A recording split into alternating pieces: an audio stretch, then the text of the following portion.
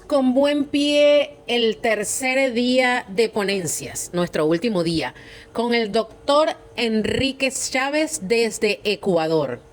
Él es médico, deportólogo, magíster en recreación, conferencista internacional, director de la carrera Pedagogía de la Actividad Física y el Deporte en la Universidad de las Fuerzas Armadas.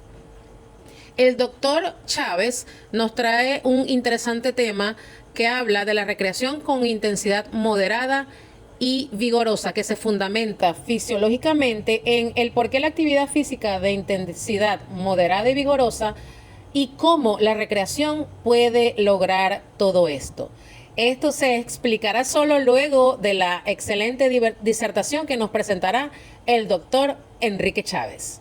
Bueno, saludos cordiales a todos los amigos que están en este seminario. La propuesta del día de hoy hablamos de recreación moderada y vigorosa.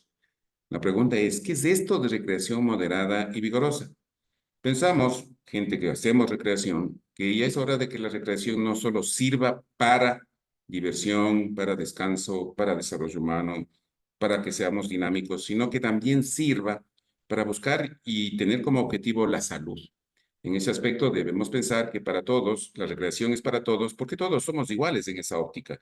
Es decir, los beneficios que nosotros podemos obtener de una recreación dirigida a la salud del ser humano, pues definitivamente no tiene límites. Y es por ello que un rato habíamos planteado que la recreación es la profesión del futuro, porque habiendo tanto sedentarismo, habiendo tanto sobrepeso y obesidad, habiendo tantas enfermedades crónicas no transmisibles y manejando el concepto de que el 80% de la población está enferma metabólicamente, nosotros tenemos que buscar la manera de que la recreación dinámica, es decir, todas las actividades desde el punto de vista dinámico, sirvan para que nosotros mejoremos nuestra condición física y fundamentalmente trabajemos en función de salud. Nosotros deberíamos pensar que hay que buscar la manera de cambiar el paradigma de lo que se maneja en la actualidad. En algunas de mis conferencias yo he dicho que la medicina está tan bien, que el 90% de la población mundial está enferma. Entonces llega un punto en que la pregunta es, ¿cómo es eso? ¿Por qué estamos enfermos? ¿Por qué los reportes en Estados Unidos dicen que del 90 al 93% de la población americana está enferma? Entonces hay varios parámetros que nosotros debemos pensar y que debemos pensar de que la calidad de vida no es solamente la parte física, sino lo que significa la parte social, la parte psicológica e incluso la parte espiritual. Nosotros entonces tenemos que buscar la manera de que si queremos tener algún resultado diferente, debemos hacer algo diferente. Y esta es precisamente la propuesta, recreación moderada y vigorosa. ¿Qué es eso? ¿Qué es esto de recreación moderada? ¿Qué es esto de recreación vigorosa? Nosotros debemos pensar que la actividad física de intensidad moderada, y podríamos poner la recreación de intensidad moderada, es decir, nosotros debemos aprender de acuerdo al CDC, al Centro Nacional de Prevención de Enfermedades Crónicas y Promoción de Salud, División, Nutrición, Actividad Física y Obesidad de Estados Unidos, el 28 de octubre del 2020 lanza el concepto de intensidad moderada y se habla de que si al realizar actividad física su respiración o ritmo cardíaco son mucho más rápidos e incluso no puede mantener una conversación. Si esto lo llevamos a las actividades de trote o de carrera que realizan los señores militares, nosotros debemos pensar de que los señores militares pues van cantando y llega un punto de que cantan, pero comienzan a quedarse callados. ¿Qué quiere decir esto? Que llegaron a un nivel de intensidad en donde ya no pueden mantener el canto, no pueden mantener la conversación, no pueden y comienzan a hiperventilar. Entonces, la pregunta del millón, ¿y eso no podemos hacer en recreación? Pues claro que sí. Entonces, nosotros debemos pensar que la intensidad ahora es la parte o el indicador más importante para realizar actividades, movimientos para la salud. Es decir, salir del reposo, llegar al límite en donde vamos a trabajar con fatiga, es decir, en el límite del con y sin fatiga, y nosotros podemos mantener eso por un espacio de tiempo. Siempre digo en son de broma, pero muy en serio, las mujercitas, si le decimos vamos a caminar, ellos dicen, no, me canso rápido, tengo pereza. Pero si le decimos al mall, vamos al mall, pues ellas nunca encuentran el cansancio. Entonces todo depende también de la parte motivacional. Nosotros debemos pensar que todas las cosas que hagamos dentro del punto de vista de movimiento debe tener una parte emocional, de motivación, de tener ganas de hacerlo, pero claro, tenemos que buscar la manera de que la gente se divierta, ¿no es cierto? También se habla de la intensidad vigorosa y también podríamos decir en este caso la recreación de intensidad vigorosa. Es decir, de acuerdo a este concepto del 2020, la actividad vigorosa es cuando el corazón, la frecuencia cardíaca aumenta muy fuerte y ya no puedes ni respirar y ya no puedes mantener la conversación, ya no conversas. Es decir, eso se llama una intensidad vigorosa, ya entraste en fatiga, ya estás cansada. Es como cuando tú llegas subiendo gradas y llega un punto en que te cansas, en que estás hiperventilando. Entonces, aquí hay varios ejemplos que nosotros tenemos y que nosotros debemos pensar que con recreación sí podemos hacer. ¿Qué quiere decir esto? Que nosotros podemos trabajar intensidad vigorosa trabajando con fatiga y recuperándonos. Recuerdo cuando alguna vez vi cómo bailan en Venezuela tambor. La gente se fatiga, llega un punto en que la fatiga es tan intensa que baja en la intensidad y nuevamente ingresa a un trabajo de encontrar la fatiga. Entonces, entre esa fatiga y la recuperación, pues nosotros hablamos de entrenamiento vigoroso. Si no recordemos cada uno de ustedes cuando bailamos un merengue bien bailado, pues definitivamente mucha gente nos cansamos y a veces terminamos la canción, pero exhaustos. Y nosotros durante la canción, si queremos mantener este tipo de intensidad de manejo, pues podemos hablar de intensidades vigorosas con el baile también. Miren ustedes lo que dice aquí Arnold Schwarzenegger. Me hice amigo de Mohamed Ali de los 60, dice. Y Mohamed Ali trabajó duro, demasiado duro. Y él fue testigo de eso. Había un escritor deportivo, dice que estaba en el gimnasio cuando él estaba haciendo abdominales. ¿Cuántas abdominales haces? Le preguntaron. Y él respondió, empiezo a contar hasta cuando empieza a doler. O sea, ahí tenemos que pensar, ¿no es cierto? El dolor, entonces, es un indicador de intensidad para en ese tiempo de Mohamed Ali. Entonces, aquí tenemos que pensar una cosa. Hay fatiga cardiovascular y hay fatiga neuromuscular, que eso todavía los libros de fisiología no están hablando. Entonces debemos hablar de condicionamiento físico de fuerza y debemos hablar de condicionamiento físico de resistencia.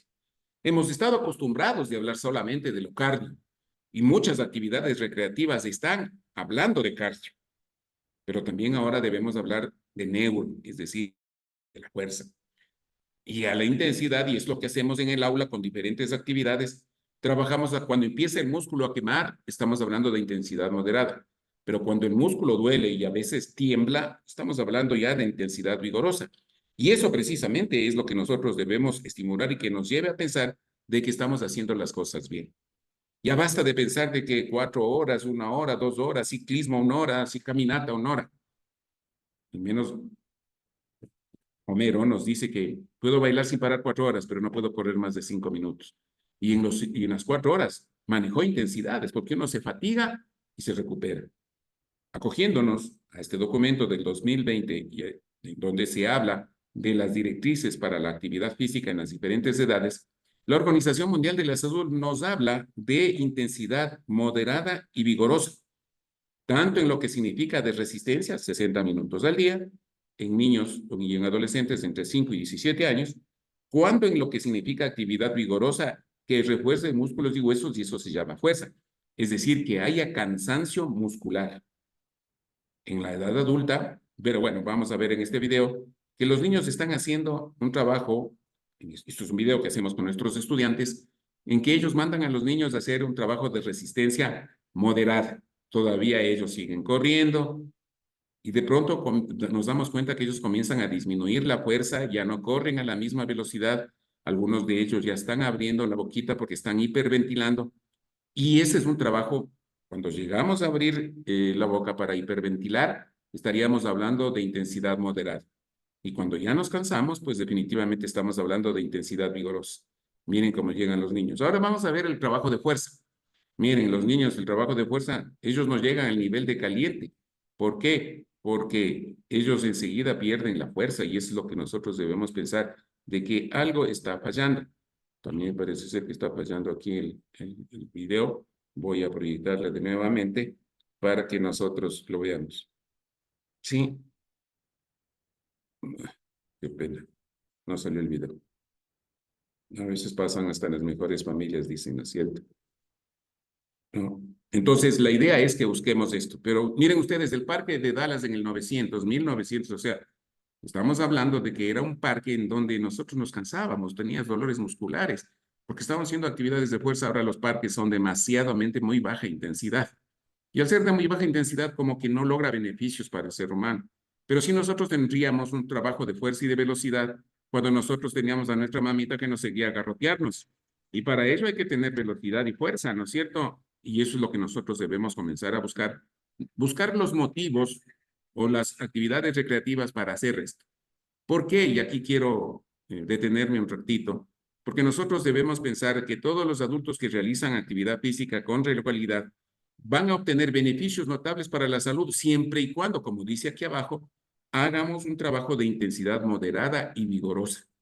Aquí en los adultos de 18 a 64 años se habla de 150 a 300 minutos semana de intensidad moderada y la mitad, es decir, 75 a 150 minutos de intensidad vigorosa. O sea, tenemos que estar trabajando con fatiga. La pregunta del millón es, ¿quién trabaja ahora con fatiga? He hecho varias encuestas con mis estudiantes, es peor con los adultos. Pues definitivamente hay muy pocos momentos de fatiga que ellos tienen. Y la pregunta del millón es, entonces no están haciendo actividad que vaya, como dice abajo, obtener beneficios notables para su salud. Nosotros debemos pensar que cuando subimos gradas y llegamos a un punto en que ya nos duele los músculos para subir las gradas, o a veces hasta temblamos cuando las gradas son bastante numerosas, pues definitivamente hay gente que no tiene buena condición física. Yo sé dar un ejemplo de que si yo subo al cuarto piso en una universidad, pues hay gente que llega fresca, sin problemas y respirando tranquilamente. Hay otra gente que llega muy fatigada y hay otra gente que no culmina los 4 pisos. Entonces, algún rato deberíamos pensar si es importante tener o no tener elevadores para subir las gradas, ya que si nosotros subimos gradas vamos a tener un beneficio. Y aquí se habla de 2 días de fortalecimiento de intensidad moderada. Señores, ¿cuántas actividades recreativas que hemos hecho en las maestrías, en las licenciaturas, en los campamentos, en las colonias vacacionales recreativas, en donde terminamos cansados? Pero eso no lo hacemos en la vida diaria. Y aquí viene entonces la recreación para cambiar este concepto. Entonces, la pregunta es, ¿actividad física o condición física y la fuerza qué? Entonces, a lo mejor tendríamos que pensar que debemos hablar la condición física como el mayor factor de riesgo y deberíamos hablar de actividad física con lo que significa el trabajo de resistencia y el trabajo de fuerza. Por eso, entonces, la condición física y de resistencia es la única opción de salud. Es decir, el hacer movimientos, la recreación es el principal instrumento porque lo hacemos con diversión, lo hacemos con distracción. Entonces aquí vemos que las personas de más de 65 años, yo en la actualidad tengo 66 años, pues yo dije, pues ya paso los 65 y a lo mejor me bajen el número de minutos que tengo que trabajar en moderado y en vigoroso. Y definitivamente no fue así. Definitivamente, la propuesta de la Organización Mundial de la Salud para obtener beneficios notables para la salud en el adulto mayor, pues definitivamente es la misma que del adulto de entre 18 y 65 años. ¿Qué sacamos como conclusión?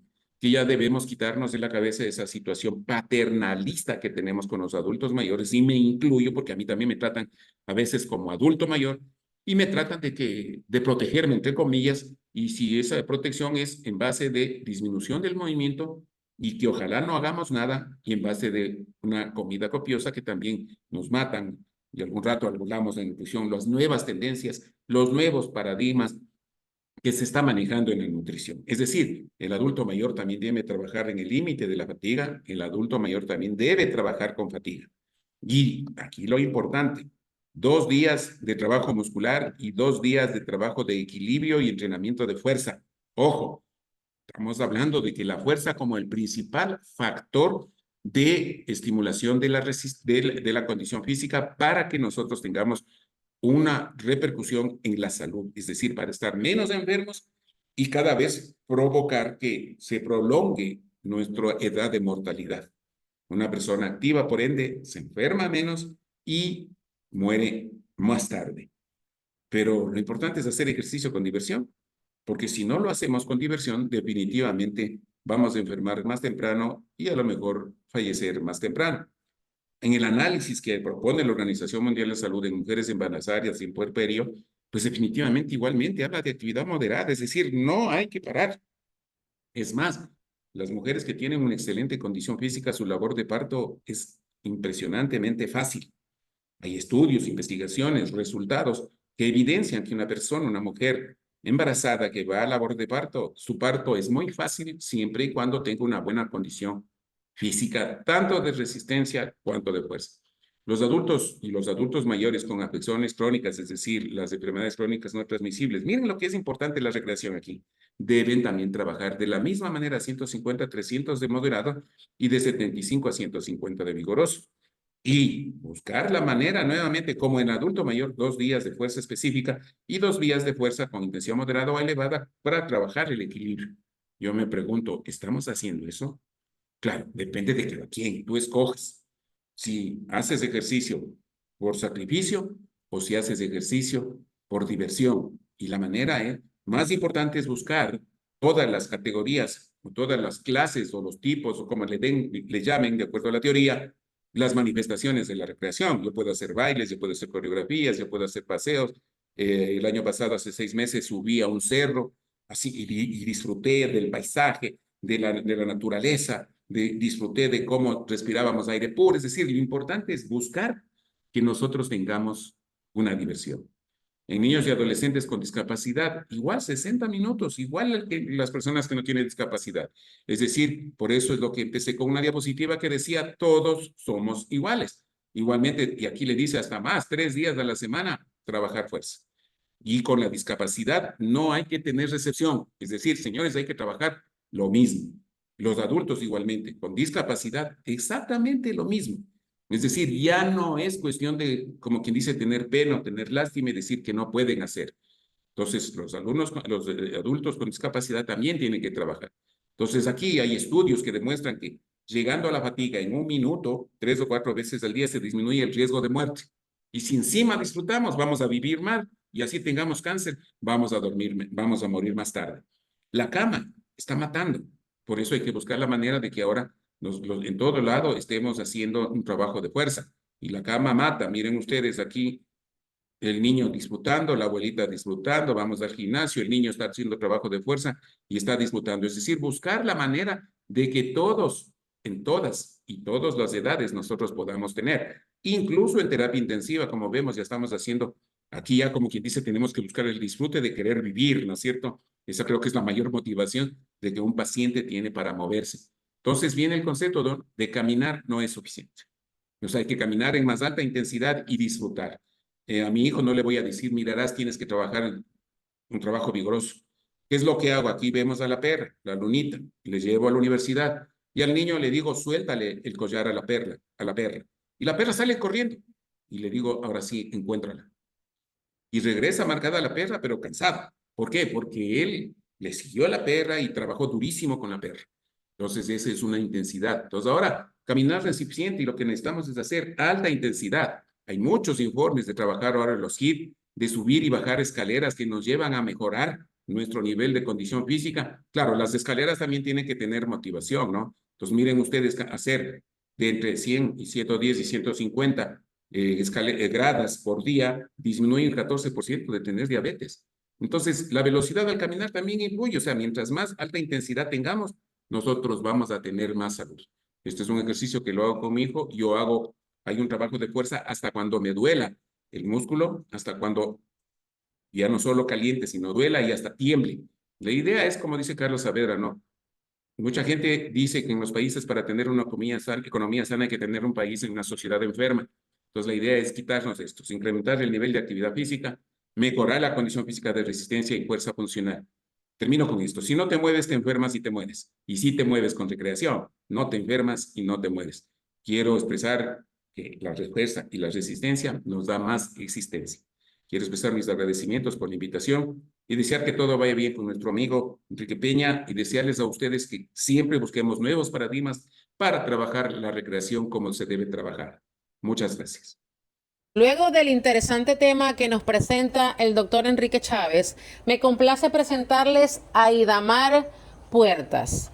Ella es amiga personal y venezolana, psicólogo clínico desde hace 25 años, líder espiritual en una comunidad cristiana, estudios de teología, es creadora digital, es coach en reingeniería de los pensamientos, certificada y avalada por PDVSA.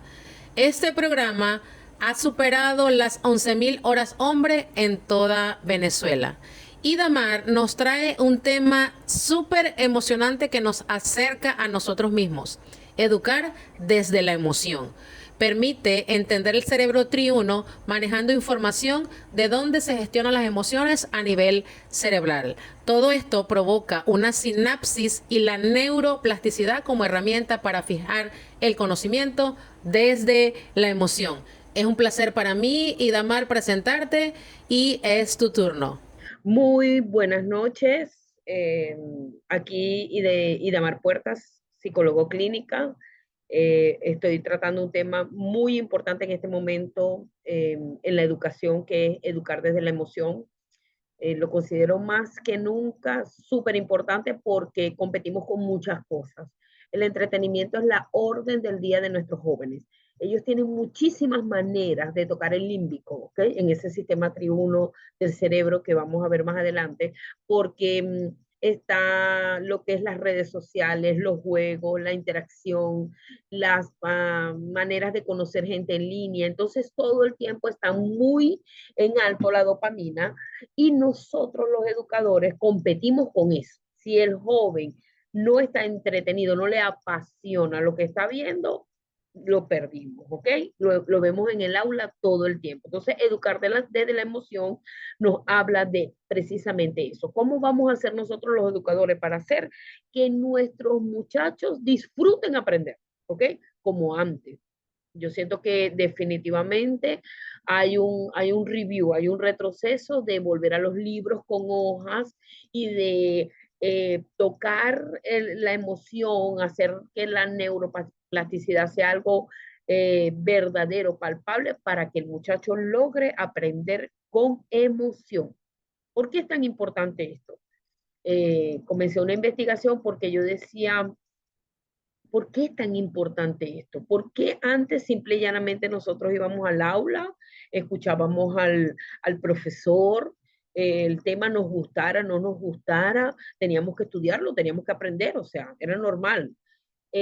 ¿Por qué ahorita es tan importante eso? Definitivamente la generación cambia. Bueno, en estos días estaba viendo los cambios en las generaciones, ¿no? Los boomers, los Z, los X, los beta, los panda, X. Todas las generaciones son distintas y tienen retos distintos y tienen maneras de aprender distinto, todo distinto. Incluso maneras de conocerse distintas, ¿ok? Y a mí me apasiona conocer, bueno, todos los padres, todos los que trabajamos con jóvenes, con adolescentes, con muchachos, esto nos apasiona porque tenemos que estar a la orden del día con ellos para poder llegarles, ¿ok? Entonces, bueno, hace 25 años o más, hace más o menos 30 años, cuando yo estaba en aula en mi amada universidad, y aprendimos cómo eran las neuronas, cómo era el sistema de fijar un aprendizaje y todo eso, no estaba tan al día, tan a la vanguardia lo que es el cerebro y su funcionamiento. Esto es algo que dice la gente que sabe de esto, que esto es algo que todos los días se está aprendiendo algo nuevo en relación al cerebro. Es el órgano menos conocido que hay. Entonces, cuando yo aprendí, allá por los 1980 y pico, iniciando siglo, nos decían que nosotros nacimos con una cantidad de neuronas determinada y que ellas iban muriendo a lo largo del tiempo y no se regeneraban. ¿Ok? Entonces, cuando hoy me encuentro con un cambio radical en esto, ¿verdad? No solamente se regeneran, sino que tienen neuroplasticidad. Y a mí me encanta decir que las neuronas son células sociales. Las neuronas se emocionan. Así como los muchachos se emocionan, las neuronas se emocionan en el cerebro. Son las células que fijan el conocimiento y hacen sinapsis. Hacen esto. Mira, esta es una neurona dendrita, axón, se une con otra y hace sinapsis por donde pasa el conocimiento y se fija. Pero no solamente hace sinapsis, sino que las neuronas se emocionan. Cuando el conocimiento nos apasiona, las neuronas, ellas quieren estar como en la fiesta, pues, y hacen neuroplasticidad, se mueven, y son células sociales, y se mueven y cambian su estructura para estar en el apasionamiento, pues, y fijar el conocimiento. Allí es donde vemos estructuralmente que definitivamente tenemos que tocar el cerebro de los muchachos, porque si no, esa neurona no va a ser neuroplasticidad, esa neurona no va a ser sinapsis y simplemente va a ser un conocimiento que vamos a adquirir y se va a perder, ¿ok? Así de apasionante es esto. Por eso es que estos temas de aprendizaje significativo, de tocar el triuno, que es la parte que hablamos ahorita eh, empezando, ¿no? Eh, y entendiendo cómo influye la emoción en el conocimiento de esta nueva generación. ¿Por qué tenemos que tocar la emoción? ¿Por qué? ¿Qué es lo que pasa? ¿Es solamente emociones agradables o el miedo también influye allí? Quiero leer esta parte de la lámina que dice, ¿y las emociones cómo influyen? Las emociones influyen en la capacidad de razonamiento, la memoria, la toma de decisiones y la actitud para aprender. Es por ello que se considera que las emociones forman parte del proceso de aprendizaje. Definitivamente las emociones forman parte del proceso de aprendizaje. Y cuando nosotros estamos disfrutando del conocimiento, lo fijamos, pero no solamente cuando lo disfrutamos. A mí me gusta mucho hablar de eso, sobre todo cuando estoy haciendo clínica con mis pacientes. Yo les digo que las cosas que hemos aprendido con dolor, las cosas que aprendimos llorando, las cosas que aprendimos porque nos metimos por un recoveco y nos salió malísimo y lloramos y sufrimos. Mira, te voy a decir una cosa, eso no se te olvida nunca, nunca, nunca jamás. ¿Por qué? Porque estuvo involucrada una emoción y eso se fijó, ese conocimiento se fijó, ¿ok? Hubo neuroplasticidad, la emoción se fijó en la neurona y se fijó el conocimiento. Y puede pasar años, pero tú te acuerdas que no puedes hacerlo. En estos días tuve interacción con una niña pianista, joven, tiene como 10, 9, 10 años. Ella me estaba contando cómo cuando ella tenía 5 años, ella fue a una piscina con su mamá y la mamá estaba allí al lado de ella, o sea, estaban comiendo y de hecho la persona que estaban comiendo le estaban colocando comida a un perro que estaba al lado y ella fue a tocar el perro, un Rottweiler con el que estaba jugando hacía mucho rato, pero el perro en ese momento estaba comiendo y le desfiguró el rostro completamente a la niña. Creían que la habían matado, gracias a Dios que no. Y después que ella me cuenta todo eso, ella me dice, ese día aprendí una dura lección. Y yo le digo, ¿cuál fue? Y me dice, nunca te acerques a un perro cuando está comiendo. Principio número 1, emoción, miedo. Principio número 2, nunca jamás a esa niña se le va a olvidar eso. Así funciona el aprendizaje. ¿Qué debemos nosotros? Trabajar en relación a eso en clase. Obviamente no metiendo miedo, pero sí tocando el sistema triuno. Tocar el límbico, lo llamo yo, ¿no? Tocar el límbico, el sistema triuno. La parte azul es el neocortex, es el cerebro de la razón, predominantemente hombre, ¿ok? El sistema límbico es el rojo, el sistema de la emoción. Yo siempre digo que nosotros tenemos 3 cerebros aquí en la bóveda craneal, pero tenemos en realidad 5. Uno en el corazón y otro en el estómago.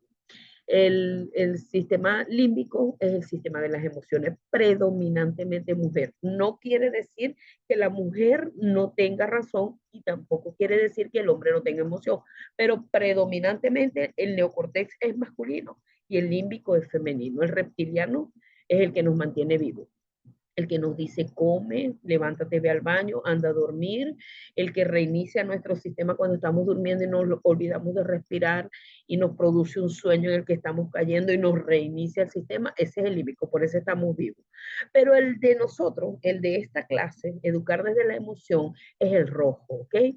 El de la emoción. Y cuando yo digo que hay que tocar el límbico en el sistema triuno, le estoy diciendo a los docentes, mijo, no dejes esas clases aburridas, o esos muchachos los que te están durmiendo. Mira, el adolescente te escucha 5 minutos, máximo 10, pero si se aburre, lo perdiste.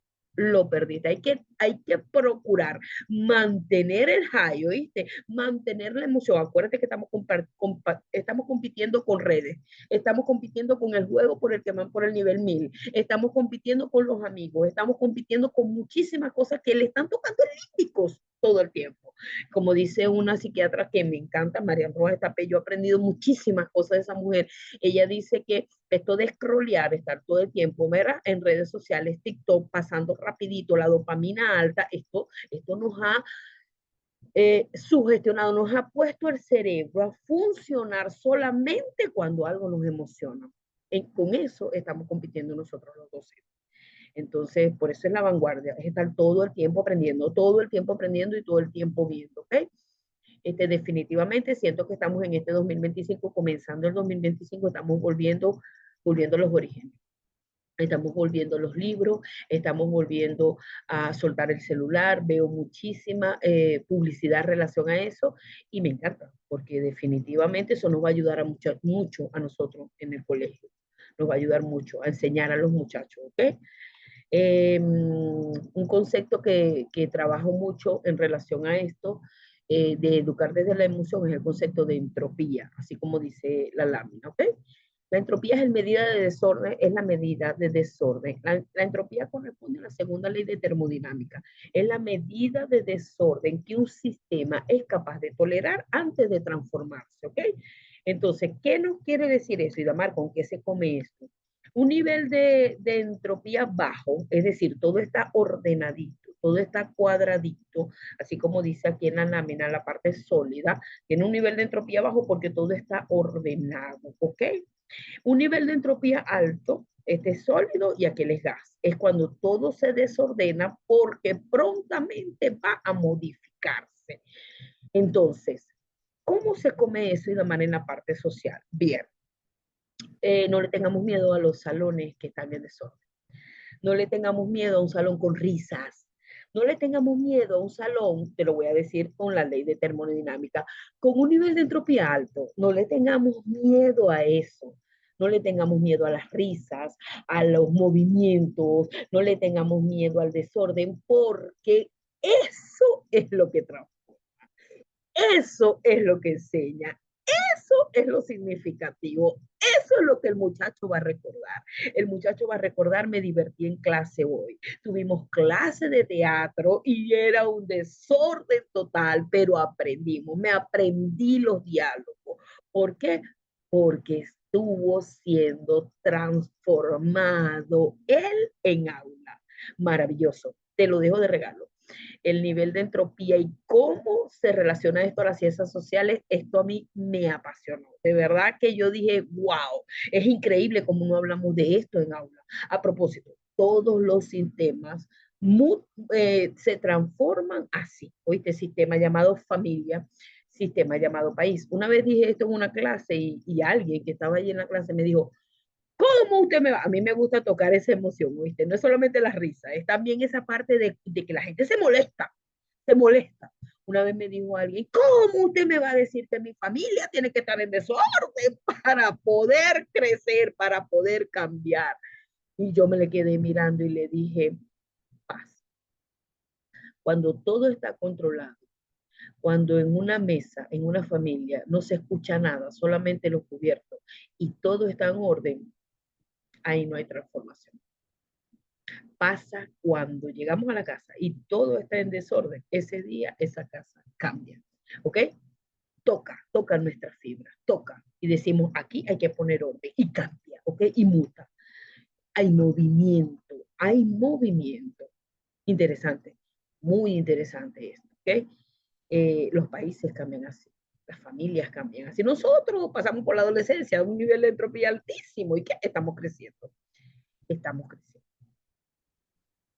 En ese sentido, dice Mario Alonso Puig, sí, otro médico que me encanta, del cual he aprendido mucho, que el error nos enseña. El error nos enseña. Él dice que no le tengamos miedo al error, ¿ok? Que el error es un fracaso del que no hemos aprendido nada. Eso allí sí lo podemos considerar un fracaso. Pero si nosotros tomamos 1000 vías y ninguna nos llevó a destino, aprendimos que esas 1000 vías no eran. Entonces, nunca consideremos un tiempo perdido cuando nos hemos metido por lugares donde no llegamos a donde íbamos, porque aprendimos que así no era. Entonces, no le tengamos miedo a esto. No le tengamos miedo a un nivel de entropía alto, no le tengamos miedo a fallar, no le tengamos miedo a esto. Esto también enseña. Enseña desde la emoción, porque evidentemente estar cansado, estar triste por no haber aprendido también es una emoción, porque solemos pensar que es solamente las emociones que nos gustan, no, son todas las emociones. Aprendemos, ¿ok? Nosotros los adultos aprendemos. Tenemos una riña muy fuerte con nuestra pareja porque hicimos algo que no nos gustó, nos dolió, lloramos, pero aprendimos, ¿ok? En ese sentido, hay que tener en cuenta todos esos aprendizajes. Una tarea muy importante que trato mucho con mis pacientes es que me hagan listas, ¿ok? Listas sobre emociones que han vivido recientemente y lo que esa emoción ha enseñado. Y definitivamente es bueno tenerlo siempre en cuenta, ¿ok? Entonces, ¿cómo llevamos esto al aula? ¿Cómo llevamos esto al aula? Estudié una serie, una palabra africana, de una tribu africana que se llama Ubuntu, que me gusta mucho, ¿no? Y es que en esa serie no hay manera, en esa tribu africana, esa palabra Ubuntu dice que no hay manera de que alguien en la tribu gane si los otros pierden. No hay manera de hacerlo. La única manera que nosotros podemos ganar es que todos ganemos. Y me gusta graficar esta palabra con un video que vi de una carrera de unos síndrome Down. Y todos iban jugando, pero uno se enfocó en la carrera. Y cuando vio que ya iba llegando, él se detuvo y miró atrás y vio que todos sus amigos estaban atrás de él. Y él dijo, no, no puedo llegar así. Se paró, se retrocedió, se puso detrás de ellos y los invitó a pasar. Y todos pasaron la meta agarrados de la mano. Eso es Ubuntu. Eso es Ubuntu. No hay manera de ganar para mí si tú pierdes y yo gano. La manera de ganar es que ganemos todo, ¿ok? De esa manera fomentamos el crecimiento, porque los líderes no crean seguidores, crean más líderes. Entonces, esto lo tenemos que llevar al aula, tenemos que enseñarle a los muchachos. No es el 20 en línea el que te va a profetizar que tú vas a tener éxito en la vida, ¿ok? Es la medida en la que tú extrapoles ese 20 y ese éxito tuyo en los demás. Eso se llama Ubuntu y eso se puede fomentar en el aula. Me encanta este tema de las calificaciones a nivel social, ¿pues? Y no es la competitividad que nos enseñaban antes. Eso no nos lleva a ninguna parte, definitivamente. Y para finalizar está el tema del Ikigai, que es una de las cosas que más me apasiona enseñar, porque el Ikigai nos enseña que cuando nosotros encontramos lo que nos apasiona en la vida, no hay manera de fallar, ¿ok? ¿Cuál es tu Ikigai? Lo que tú amas, lo que el mundo necesita, por lo que te pueden pagar y en lo que eres bueno. Cuando tú encuentras una actividad que una esas cuatro corrientes, has encontrado tu Ikigai. A propósito, muchas veces no tiene nada que ver con la profesión que elegimos. ¿Oíste? Si vas a ser una excelente repostera, sé la mejor. Haz las mejores tortas, los mejores postres que cuesten dinero, que te puedan mantener. Disfrútalo haciendo, ¿ok? Y haz feliz a la gente. Ese es tu Ikigai. Por supuesto, hay muchas cosas que convergen en ese Ikigai, la misión, la pasión, la vocación, la profesión y todo eso. Se los recomiendo. Es un tema de investigación, es una palabra japonesa que nos dice nuestra razón de ser. De eso traduce eso, traduce nuestra razón de ser, encontrar nuestro Ikigai, ¿ok? Entonces, definitivamente, esto en la educación hay que hacer un reenfoque, hay que los muchachos entiendan, ¿ok? Que no es graduarse para encontrar una profesión que al final va a terminar matando mi alma porque ir a trabajar todos los días va a envejecerme. Y ni siquiera es encontrar en lo que yo tengo vocación, es encontrar la pasión. es que te apasiona ir a trabajar porque definitivamente rejuvenece cada vez que vas allá y vives tu Ikigai, ¿ok? No es fácil, no es fácil, pero sí se puede hacer, sí se puede hacer. Cierro con esta frase de Luis Galindo. He citado a tres grandes que me enseñaron mucho. Luis Galindo me dice, el futuro no está escrito. La persona que serás dentro de 3 meses o 4 años depende de lo que hagas a partir de ahora. Ilusiónate por el futuro. El futuro no es un lugar al que nos dirigimos, sino uno que estamos creando. ¿Ok? Las recomendaciones finales, todo esto que te acabo de decir es imposible hacerlo sin amor. Por eso es que tenemos que encontrar nuestro Ikigai, ¿ok? Es necesaria la visión del turista, el que llega a la Plaza Bolívar, que tú has visto todas las veces y no, ni siquiera quieres ir para allá porque hay mucho calor, pero entonces llega un turista y ve todo hermoso. Eso es necesario aplicarlo en nuestro trabajo. Usar el aburrimiento como impulso para hacerlo diferente. No le tengamos miedo al aburrimiento, ¿ok? Siempre le digo a mi paciente, si tu hijo adolescente te dice que estás aburrido y tú le das un celular, perdiste. ¿Por qué? Porque es el aburrimiento el motor que hace que los muchachos creen, ¿ok? Déjalo que se aburra, él va a crear algo, él va a crear algo. Cada niño una experiencia diferente, ¿verdad? Cada año una nueva oportunidad de crecer. Ellos también son creadores de contenido. Acuérdate, nos enfrentamos con las redes, los muchachos saben muchísimo, así que vamos a utilizar eso en aula. Tiempos de fatiga, innovemos. Vamos a ver qué vamos a hacer para que esos muchachos tocarles el límbico. Acuérdate siempre, tocarles el límbico, tocarles la emoción. Una pregunta que le hago a mi colega docente. Respondamos esta pregunta. ¿Realmente me veo haciendo esto toda la vida? Eso me preocupa porque yo siempre he dicho que es un tema de vocación y que si no te encuentras satisfecho con lo que estás haciendo, yo veo profesores que están aburridos, ellos mismos están aburridos. ¿Cómo van a llevar pasión si ellos mismos están aburridos? Ciertamente esto es un tema, ¿viste? Aprender es el fin más relevante, pero también lo es disfrutar haciéndolo. Nunca dejes de aprender. Disfruta el poder de experimentar. Bien, esto es humildemente mi resumen de educar desde la emoción. Espero que les haya gustado y simplemente haya generado clip de investigación para todas las personas que han escuchado este tema. Buenas noches, muchas gracias por la atención. Continuamos la travesía del tercer día del Seminario Iberoamericano de Recreación y Bienestar Biopsicosocial, con la presencia de nuestra querida Esperanza Osorio desde México, una psicóloga y especialista en gerencia social con maestría en educación y desarrollo humano. Además, es doctora en pensamiento y cultura en América Latina. Ella nos trae una ponencia titulada Desarrollo humano, bienestar general y sus relaciones con el aburrimiento, el tedio y la soledad. Este interesante tema tiene como objetivo realizar un encuadre relacionando el desarrollo humano con el bienestar general y hace un marco en la reflexión sobre el lugar del aburrimiento, el tedio y la soledad en la sociedad. Plantea una postura crítica en el sentido de dar cuenta cómo las definiciones del bienestar se agotan en lo individual, lo mismo que las estrategias planteadas para superarlas.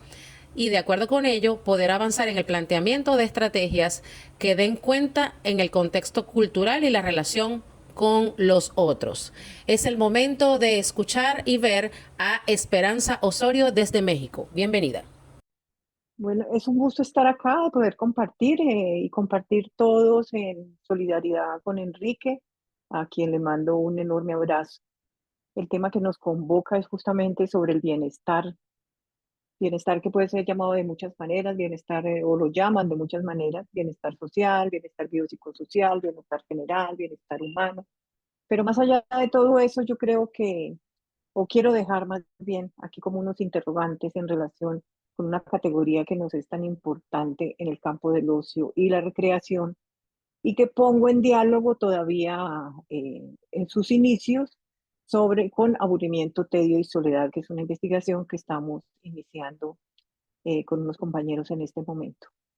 En primera instancia es la reafirmación de que el bienestar general tiene que ver con el desarrollo humano, es decir, es la categoría que lo abarca, hace parte de los procesos que los humanos y las humanas vivimos a través de todas nuestras trayectorias vitales, el bienestar tiene que ver totalmente con las posibilidades de despliegue nuestro como seres que estamos en este mundo para, con nuestra propia voluntad de colectivamente crear un mundo donde todos quepamos. Entonces, ese es el primer punto que quiero dejar como en discusión, es que cómo vamos a ampliar y enriquecer esta categoría desde una visión no disciplinar únicamente desde la psicología, sino verla en su contexto. Es decir, y por eso es el globo más grande de construcción de sociedad, como el desarrollo humano, como un proceso de constitución de sujetos psicológicamente hablando,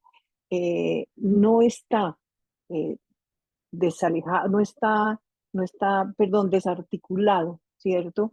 Del contexto, del territorio y de la realidad que vivimos. Por el contrario, lo sabemos y pues no estoy diciendo nada nuevo, ¿cierto? Que el uno y el otro se dan de manera conjunta en la vida cotidiana, se van de manera conjunta en las experiencias que nosotros vivimos cotidianamente.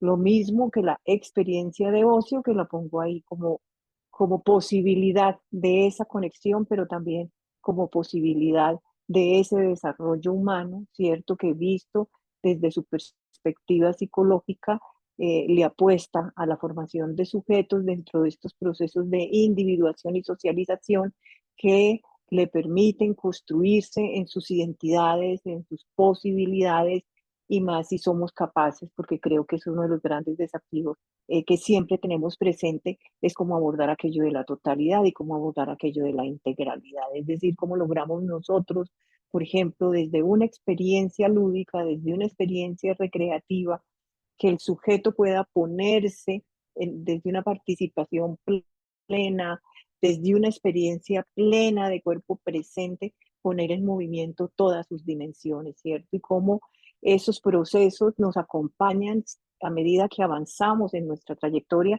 No voy a hablar de etapas de la vida, sino de trayectorias, de caminos que vamos haciendo, ¿cierto? Donde estamos sujetos a lo que nuestro entorno, a lo que globalmente, a lo que localmente nuestra realidad nos está dando, lo que valida o lo que no valida. Y creo que ahí el papel político del ocio es supremamente importante.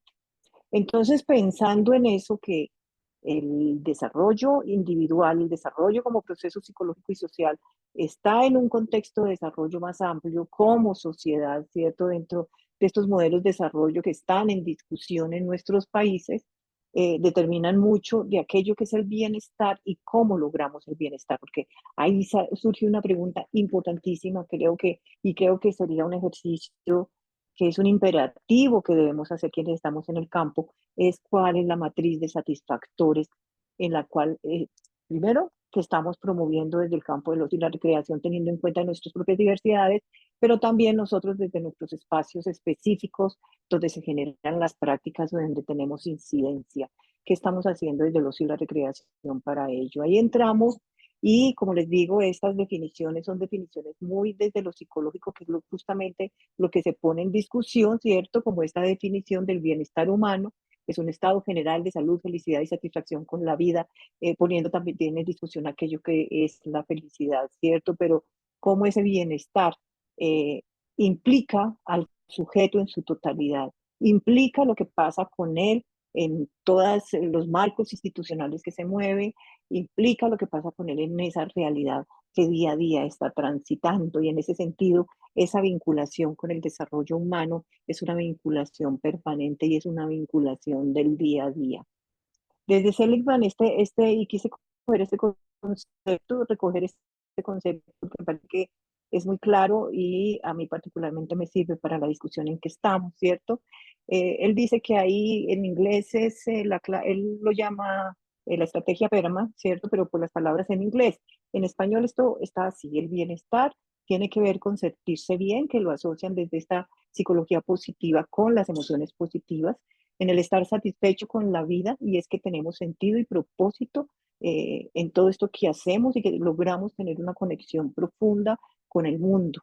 El logro de metas y maximización de ese potencial en la realización como sujetos y en la realización de nuestras propias necesidades.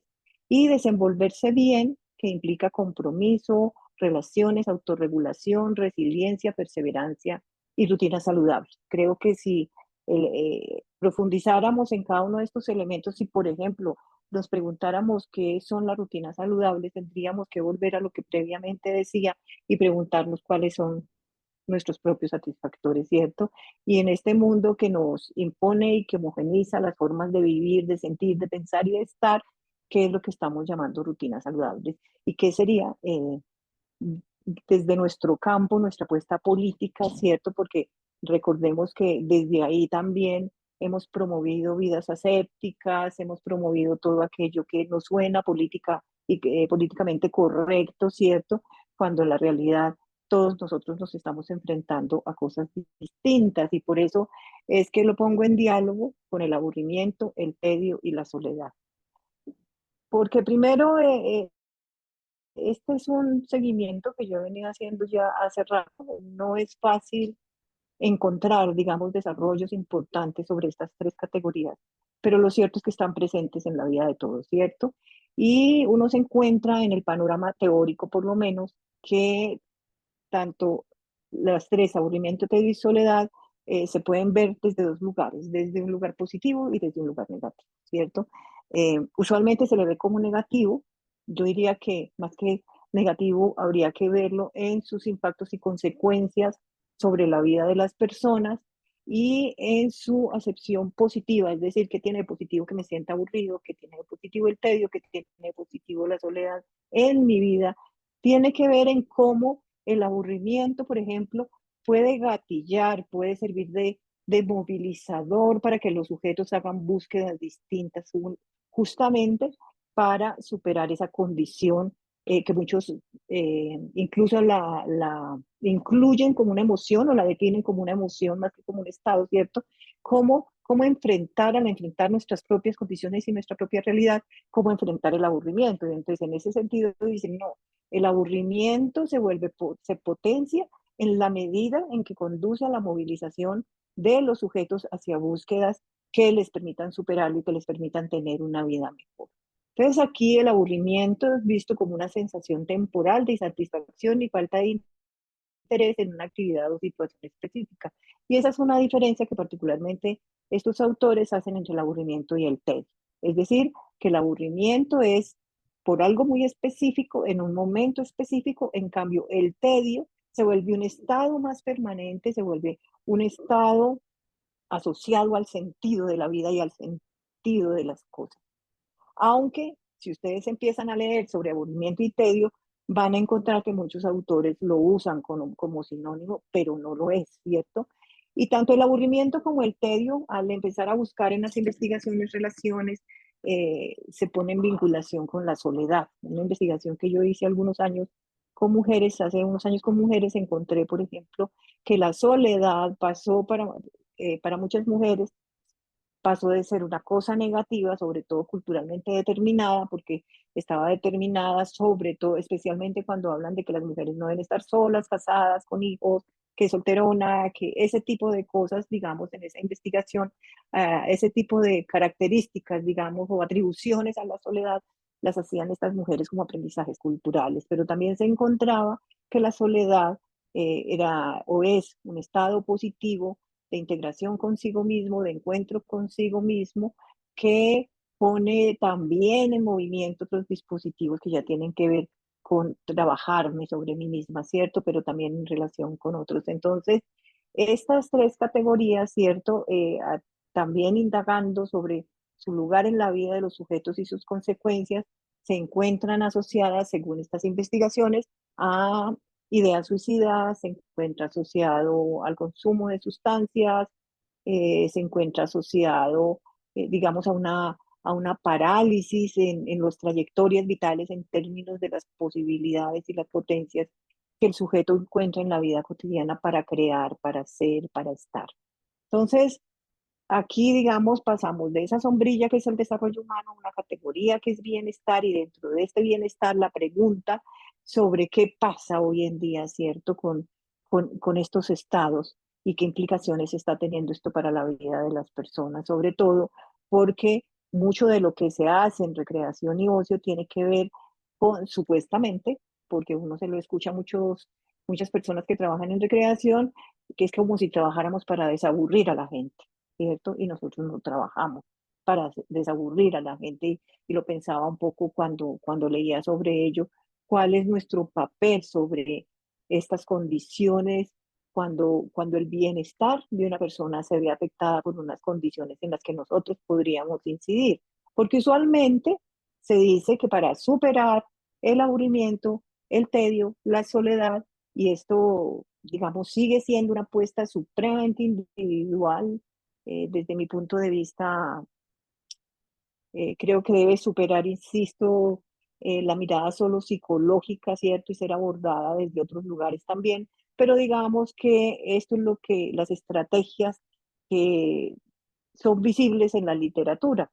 Aquí nuevamente yo me hago la pregunta de ¿qué pasa si todo esto que les voy a mencionar yo lo incluyo lo sitúo territorialmente, lo sitúo en una comunidad, lo sitúo en una familia, ¿cierto? ¿Qué pasa si en ese establecimiento de metas, que definir metas personales a corto y largo plazo, yo pienso en una definición de metas que están conectadas con proyectos comunales, comunitarios, que está conectada con proyectos colectivos, que está conectada incluso con proyectos familiares, ¿cierto? Porque muchas veces yo misma he caído en eso, pues en términos de el trabajo con jóvenes cuando se habla sobre proyectos de vida, ¿cierto? ¿Qué tan colectivos son los proyectos de vida? Y que tiene que ver también con el otro elemento que habla aquí de redes sociales, que a veces también se enuncia muy superficialmente, porque más que redes, ¿cierto? No solo hablando de redes sociales, sino de conectarse socialmente, perdón, tiene que ver con esos tejidos comunitarios que se construyen. Y cuando hablo comunitarios, si yo hablo de personas mayores o si hablo de jóvenes o si hablo de niños y niñas, esas diferentes infancias con las que convivimos hoy, ¿cierto? Cómo se conectan en un territorio específico que está determinado por un sistema de creencias específico, por unos modos de vivir particulares que inciden sobre lo que deciden o no deciden, que inciden sobre la construcción de múltiples identidades, pero también sobre lo que se valida, sobre lo que no se valida, sobre qué es legítimo, sobre qué no es legítimo, ¿cierto? Y esta capacidad que estas personas a través de su trayectoria vital, independientemente de la edad que se tenga, son capaces de construirse comunitariamente, ¿cierto? Que en eso el campo de la recreación tiene una capacidad enorme, eh, justamente por su sentido, cuando somos capaces de ir más allá de la apuesta de la actividad, cuando somos capaces de diseñar programas donde ponemos en conversación y en convergencia estas diferentes estrategias, pero situadas territorial y comunitaria y colectivamente. Variedad de actividades, introducir variedad de actividades en la rutina diaria. Aquí la categoría vida cotidiana es supremamente importante. ¿Cuánto logramos nosotros como campo? Y ahí la educación tiene una deuda con el campo del ocio y la recreación, entre otras, ¿cierto? En promover, llámelo una pedagogía del ocio o una educación para el ocio, y cómo entra incluso la misma lúdica en la escuela, cómo entra la lúdica en la familia, que tanto somos capaces nosotros como campo de la recreación y del ocio de favorecer condiciones para aprender a tener una vida de goce y disfrute, de celebración de lo que somos, de celebración de lo que hacemos, de reconocimiento del otro, cierto que que le daría también sentido a eso que a veces no tiene sentido, es decir, todos estos movimientos súper acelerados que estamos viviendo, todos y todas, también y también están logrando desconectar a la vida cotidiana con un sentido y con un propósito, porque ya ni los tiempos los vivimos suficientemente, ya no somos muchas veces capaces de parar por momentos, así sea solo por momentos, y decir, bueno, yo me voy a situar en un presente o en un presente potencial, como diría Semmelman, ¿cierto? Voy a hacerle frente a mis circunstancias y todo esto que estoy viviendo voy a ser capaz de enfrentarlo a partir de mi propio despliegue, como decía, como sujeto, ¿cierto? Y que tiene que ver con ese desarrollo personal que debería ser un desarrollo muy ligado con la participación de grupos, pero que podríamos llamar un desarrollo social, ¿cierto? ¿Cómo logramos nosotros ponernos en conexión con eso otro, ¿cierto? Y poner en juego apuestas colectivas. De manera más específica, aquí vemos que otras de las alternativas que se sugieren para hacerle frente, sobre todo al aburrimiento y al tedio, y a la soledad, son la creatividad y los hobbies, ¿cierto? Que eso es parte de, digamos, de la especificidad de nuestro campo y sobre todo aquello de la creatividad, cómo nosotros podemos, desde lo que hacemos, porque aquí yo creo, y yo misma me hacía la pregunta y me he hecho siempre la pregunta, frente a esto que estamos hablando de aburrimiento y tedio, frente a esto que es más determinado o predeterminado socialmente, como son todas alternativas, nosotros cómo nos situamos, ¿cierto? Porque hablar de creatividad, por ejemplo, puede ser una apuesta política, puede ser una apuesta política del campo, contribuir a la formación de sociedades, contribuir a la formación de comunidades capaces, ¿cierto? Desde sus propias capacidades, poder construir la realidad que quieren, ¿cierto? Con una buena dosis de creatividad en el sentido de jugarle autónomamente a tener la vida que se quiere, no la vida que se le predetermina. Entonces, en ese sentido es que yo insisto, le hacemos preguntas a este tipo de propuestas sobre el bienestar. El ejercicio físico, pues yo ahí no tengo mucho que decir, salvo que sabemos los beneficios que tiene la actividad física específicamente, ¿cierto? En la salud, pero digamos que yo ahí no me voy a detener porque no es exactamente mi campo, pero también conocemos muchos estudios que van más allá de que si hacemos deporte, van más allá de la sola actividad física, ¿cierto? Y propuestas como esta de la meditación y de otras maneras de encontrarnos y de otras maneras de parar y hacernos las preguntas que deberíamos hacernos como sujetos. Entonces, este es un panorama que yo invito a que se mire como una apuesta colectiva, es decir, cómo esto que está planteado tan individualmente lo ponemos en conexión con un yo plural, lo ponemos en conexión con un contexto, con una comunidad y con una posibilidad creativa colectiva, ¿cierto? Que justamente nos permita dar cuenta, por ejemplo, de por qué nuestros jóvenes se aburren, aunque ellos no son los únicos que se aburren, ¿cierto? Pero por qué cuando todas estas identidades a partir de la influencia, por ejemplo, de las redes sociales, se empiezan a mover y van generando unas necesidades en los y las jóvenes, ¿cierto? Que los llevan justamente a entrar en estas crisis, por ejemplo, y a entrar en esto que llamamos el tedio, que es la pérdida de sentido. ¿Qué hacemos nosotros frente a eso?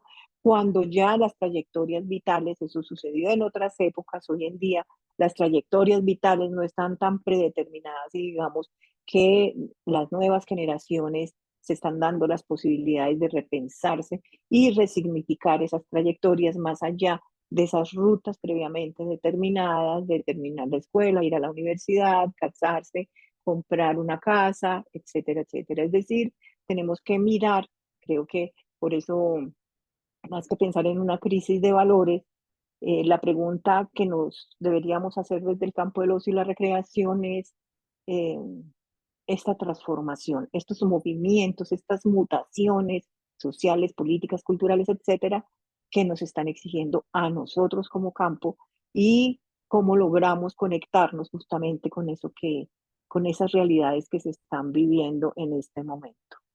Desde aquí, la propuesta es sostenernos, porque esto no es nuevo, digamos, ni es nuevo para nadie que trabaja en este campo, pero la pregunta es cómo nosotros, quienes trabajamos en este campo, eh, nos pensamos estrategias mucho más integrales, nos pensamos estrategias mucho más integrales justamente que nos permitan la construcción de ese etos lúdico, comunitariamente hablando, que podamos tener incidencia en las institucionalidades, cómo hacemos para que los espacios de trabajo sean espacios lúdicos, la escuela sea un espacio lúdico, el espacio público sea un espacio lúdico.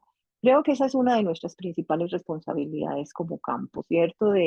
Y no quiero decir que todo es recreación, porque entonces caemos en la eterna discusión que no es mi intención en este momento, pero sí entender que nosotros podemos contribuir de manera importante, porque es un campo de estudio nuestro, como es la lúdica, contribuir a que los sujetos en colectivo e individualmente logren ese equilibrio como parte fundamental para el logro de su bienestar, ¿cierto? Y aquí se habla del etos lúdico como esa forma que tenemos de enfrentar la vida cotidiana, como esa forma, esa posibilidad que tenemos de ser y estar en el mundo desde, desde lo lúdico, conectándonos en todos los sentidos con el goce y el disfrute, un poco lo que decía previamente en términos de aprender a celebrar la vida, ¿cierto? Y aprender a celebrar la vida no significa eh, que estoy pensando en realidades asépticas, ni voy a hablar de que a todo lo bueno a todo lo malo le sacamos lo bueno, o sea, no tiene que ver, digamos, con esas enunciaciones culturales que nos enseñan, sino que tiene que ver con la posibilidad de un sujeto que se construye políticamente para enfrentar sus circunstancias, porque la lúdica hace más potente al sujeto, ¿cierto? Y porque además esto tiene también incidencia en las condiciones físicas, en nuestras propias respuestas cerebrales y sinápticas, ¿cierto? De este modo como afrontamos el día a día. Entonces, ¿cómo desde aquí, cómo desde eso que se planteaba previamente acá, ¿cierto? Podemos nosotros favorecer prácticas, pero sobre todo favorecer formas de sentir, pensar, actuar, ¿cierto?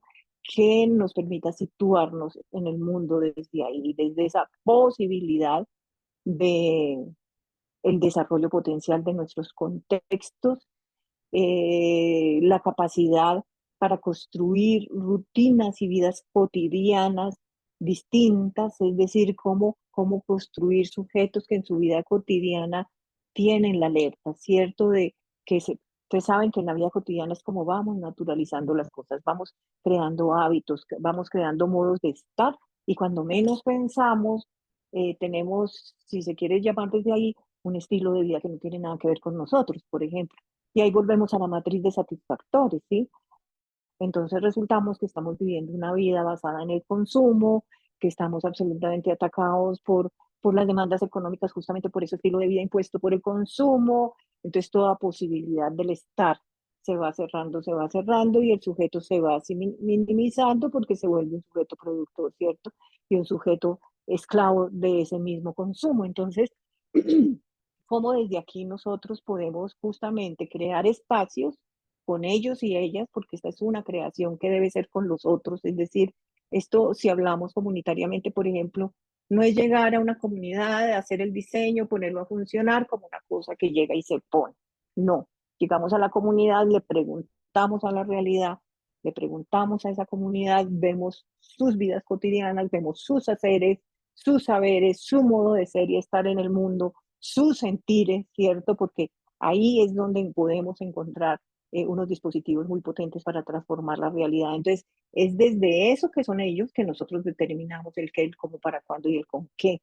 No nosotros los que determinamos el qué, el cómo, para cuándo y el por qué, desde nuestras propias posturas, que ustedes saben que en recreación eso también es bien complicado por el tipo de contrataciones que hacen de haga un programa de recreación para 2 días, ¿cierto? Pero esta formación, la formación del recreador en este caso, ¿cierto? Siempre es muy importante en términos de eh, que esté alerta de leer las realidades en las que se mueve. De modo que cuando tiene que hacer una propuesta, por ejemplo, ha sabido leer la realidad, ¿cierto? Y ha sabido leer la realidad desnaturalizando, desparametrizando, dando cuenta de las prácticas, de las creencias y sobre todo, entre otras cosas, que pueda reconocer cuál es el etos lúdico de esos espacios que habita y de esos espacios con los que trabaja, ¿cierto?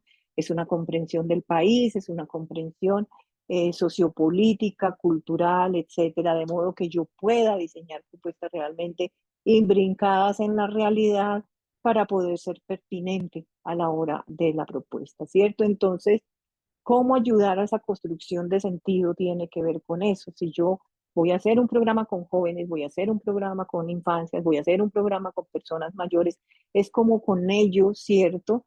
No solo se reconoce ese etos, se comprende el etos, sino que además se mira cómo se opera y se practica cotidianamente y cuál es el sentido que eso tiene. Porque si nosotros llegamos con propuestas que hacen ruptura de esas vidas cotidianas que aburren, de esas vidas cotidianas que producen tedio, entre otras, como ustedes, como si me escuchan, creo que a muchos les ha pasado o lo han escuchado, es que yo parece que estoy en la vida solo para trabajar, comer, llegar y dejar plata en la casa, ¿cierto? Entonces, la vida va perdiendo sentido. ¿Cómo mantener el sentido? ¿Cómo mantener el sentido con unas apuestas políticas por los otros, por ejemplo?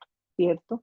Más allá de las necesidades individuales que yo tenga, cómo ser solidario más allá de la familia, porque ese es otro fenómeno. Uno encuentra muchas personas cuya solidaridad llega hasta su núcleo familiar, pero nada más, ¿cierto? Entonces, ¿cómo podemos a través de esa construcción de lo colectivo, de lo comunitario, y aquí no solo estoy hablando de lo comunitario en el sentido común, sino en el sentido en que siempre se le señala que tiene que ser un espacio territorial, sino que también estoy hablando de esas comunidades que vamos construyendo a partir de lo que tenemos en común, a partir de lo que nos une, a partir de los desafíos políticos que tenemos en un mundo como el de hoy? Entonces ahí por eso la pregunta sobre cuál es la experiencia que nosotros esperaríamos, que ha sido muy discutido en nuestro campo, ¿cierto? De una experiencia que no se agota en sí misma, una experiencia incluyente del sujeto, ¿cierto? Una experiencia que no necesariamente es juego, que ustedes saben que también es otro tema de nuestro campo, de equiparar recreación y juego como una sola cosa, sino mirar, ¿cierto? ¿Cuáles experiencias podemos crear con los otros, que son los que la viven, ¿cierto? Este tema de mercadeo, de diseño de la experiencia, lo terminamos, yo lo he visto en muchas ofertas de programas de recreación, ¿cierto? De diseñamos la experiencia. Nosotros no podemos diseñar experiencias, ¿cierto? Lo que hacemos es trabajar con humanos y humanas concretas, ¿cierto? Para que podamos en colectivo decidir cuál es en la cotidianidad el lugar que tiene el ocio y la recreación, porque ese es parte del desafío político, ¿cierto? Y cómo esa experiencia permite, entre otras, sí, estas posibilidades de autonomía y libertad, flexibilidad, de empoderamiento. Autonomía y libertad tiene que ver justamente con eso que les digo, en qué momento nos damos cuenta que nuestra matriz de satisfactores está absolutamente cooptada, ¿cierto? Entonces aquí, ¿dónde quedaría la libertad? La libertad para elegir, la libertad para ser, la libertad para estar, ¿cierto? Hasta dónde esa experiencia me permite a mí una participación activa, hasta dónde es procesual, hasta dónde me permite un compromiso psicológico, social con ese estar en esa experiencia, ¿cierto? Que aquí yo no quiero tampoco ponerme en posiciones fatalistas o dicotómicas de esto es lo bueno y esto es lo malo en recreación. Creo que aquí tenemos una cantidad de matices y existen también múltiples posibilidades y hay tanta diversidad como identidades posibles, como infancias posibles. Es decir, no creo que si hay algo que nosotros no podríamos estandarizar en una matriz de satisfactores es el de la recreación, justamente si nosotros queremos hablar de posibilidades creativas, de invención, de imaginación, de lo ficcional, de la posibilidad de autoría del sujeto, de andarle buscando fisuras a las cosas para llenar esas fisuras con otras cosas, de ser capaz de desordenar la vida para ordenarla nuevamente, es decir, cómo nosotros podemos en estos espacios experimentar con otros esas posibilidades transformadoras, ¿m? Porque justamente en una investigación que hacía, me acuerdo que una persona decía, no, a mí la recreación siempre me ha servido y mis espacios de deporte, mis espacios sociales con otros, me han servido para aprender cosas que en la medida en que yo los tengo repetidamente, me permiten llevar eso que aprendo a mi realidad cotidiana, que es lo que Levinas llama una experiencia realizadora, ¿cierto? Cómo pasamos de la simple vivencia que nos acoge, de la simple vivencia sentida, o bueno, no es tan simple, a una experiencia que nos posibilita ese aprendizaje. Pero para eso yo tengo que estar dentro de la experiencia y no fuera de ella, ¿cierto? Porque ese es parte del problema de la experiencia, justamente desde nuestro campo, ¿no? Se venden cosas donde el sujeto está por fuera y nunca está dentro de la experiencia. Entonces, ese es el estar fuera, es algo externo a mí, ¿cómo logramos nosotros que la experiencia realmente sea algo que nos acoge internamente como cuerpo a todos, ¿cierto? La diversión, el goce, el disfrute, la alegría, el humor, yo creo que Esa es una cosa que es muy potente en nuestros países, en América Latina, por lo menos en Colombia lo es, yo sé que en Venezuela también lo es cómo nosotros respondemos con un método lúdico basado en el humor a estos profundos malestares que estamos viviendo hoy, ¿cierto? Y cómo eso también nos sirve para alivianar, digamos, y también para procesar y también para resistir, ¿cierto? Porque el humor también es un recurso político. Entonces, desde ahí, viendo la experiencia, el aprendizaje en la experiencia, ¿cierto? ¿Cómo logramos, y a mí esto me parece, aquí el 5 me parece una cosa muy importante, es, hay mucha soledad hoy en día, y eso es una evidencia, ¿cierto? Y no solo por estas nuevas institucionalidades y la nueva constitución de la familia, los horarios de estudio, las mismas maneras de ser, la indiferencia, como yo diría que es una, y es una categoría muy fuerte que está atravesando hoy el presente, ¿cierto? La indiferencia hacia lo otro. Cómo nosotros podemos, a través de todo lo que sabemos en nuestro campo, crear espacios seguros para la gente, ¿cierto? Seguros emocionalmente, esos cuartos seguros donde yo me siento protegido, me siento incluido, me siento aceptado, porque recuerden también todos los problemas que tenemos nosotros para gestionar la diversidad en lo diferente, ¿cierto?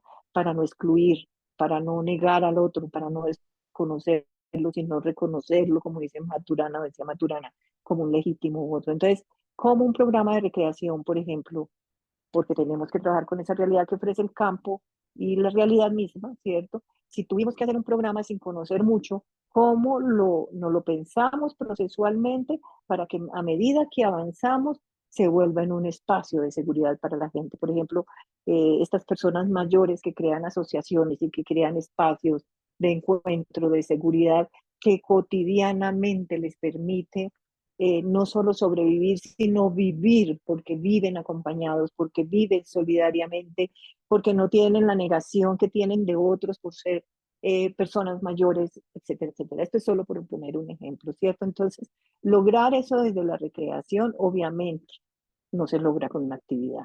Entonces, habría que mirar, y pues yo me sostengo, ¿no?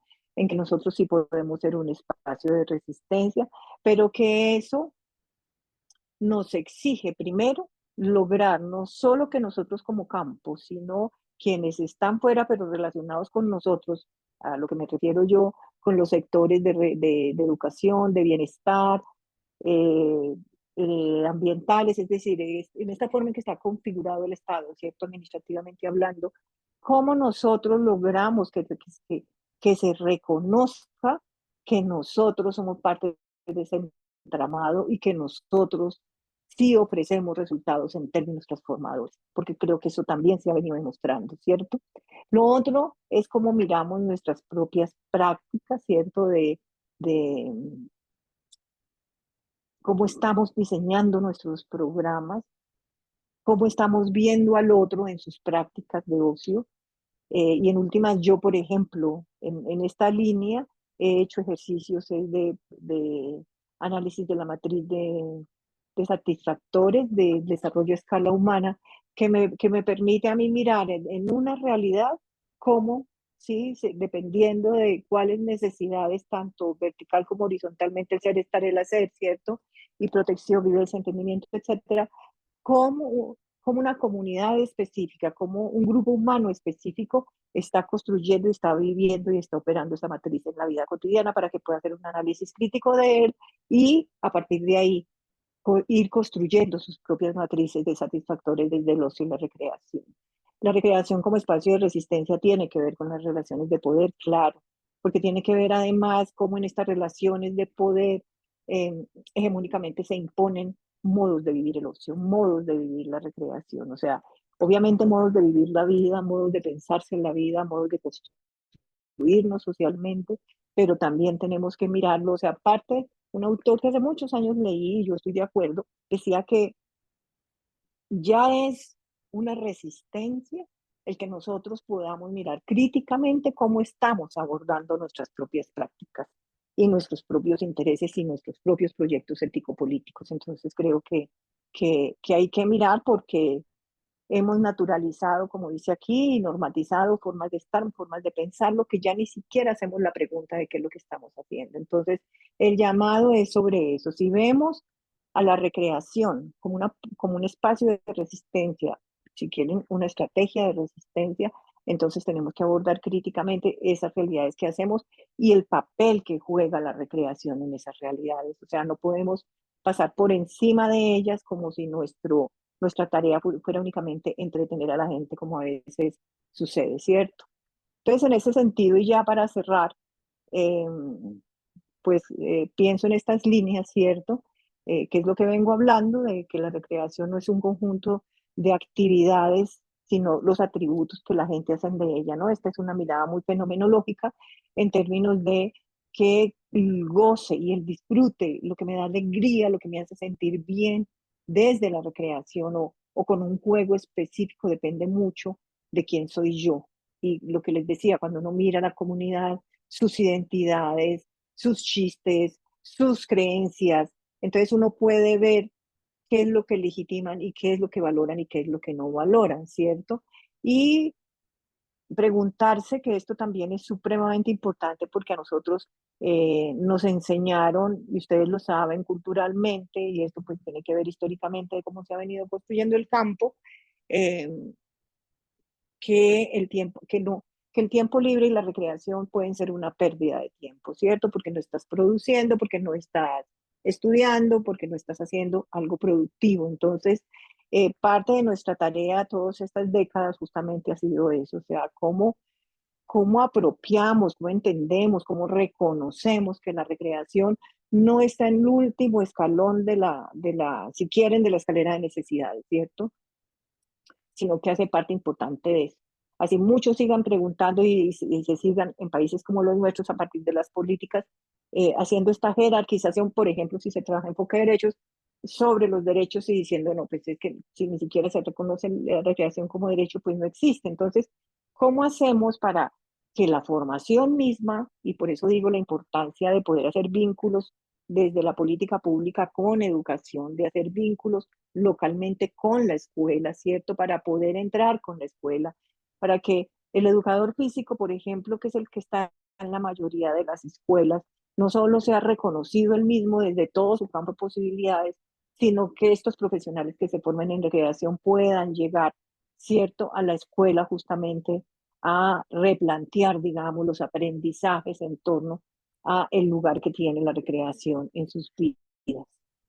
La liberación subjetiva y social, y justamente tiene que ver con esto, como les decía yo previamente, como una experiencia, tiene que ver como una experiencia de recreación, y más allá de una experiencia, es como lo que yo vivo en recreación, me va permitiendo problematizar, me va permitiendo hacerme preguntas, me hace llamados de atención sobre cosas que pasan, cómo puedo yo, por ejemplo, en los espacios, tiempos en que me recreo, dar cuenta de violencias o dar cuenta de cosas que pasan y que no son aceptables, ¿sí?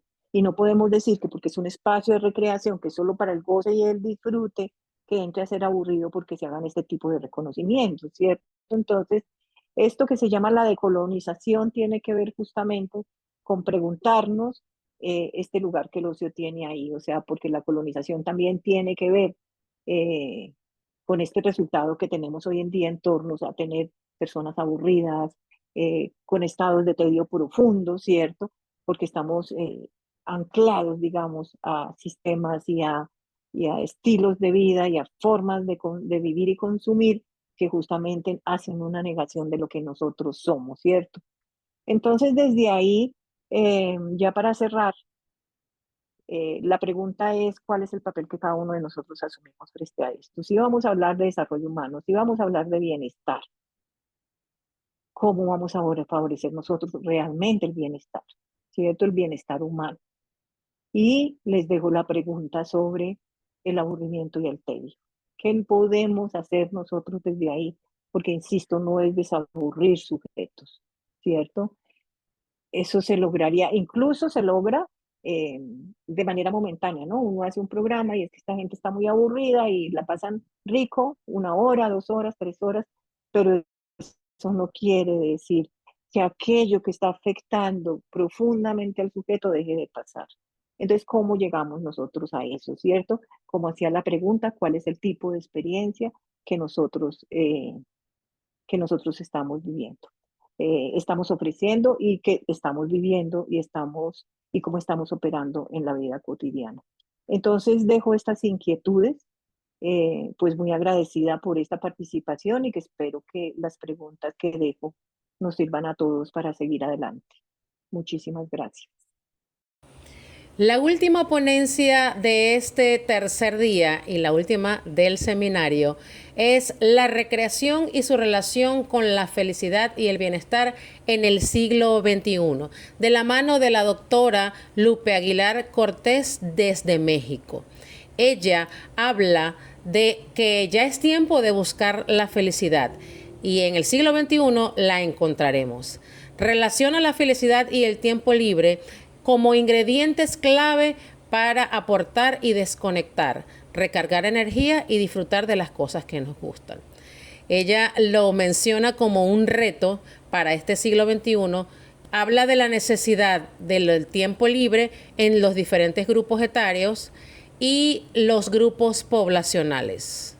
Habla también de las nuevas tendencias para este siglo XXI y nos hace preguntarnos si nos atrevemos a crear. Descúbrelo en la siguiente ponencia de la mano de la doctora Lupe Aguilar, muy querida por todos nosotros. Un abrazo. Muy bien, ya sea buenos días, buenas tardes, buenas noches. A la hora que todos ya saben, nos conectamos ahora en estos dispositivos y en estas redes sociales. Les agradezco mucho su presencia y sobre todo quiero agradecer el propósito de este seminario. Quiero enviar especiales saludos muy cariñosos a mi amigo Enrique Reyes y naturalmente a todo su equipo que hace posible este seminario en función de poderle apoyar moralmente, materialmente, con lo que todos podamos.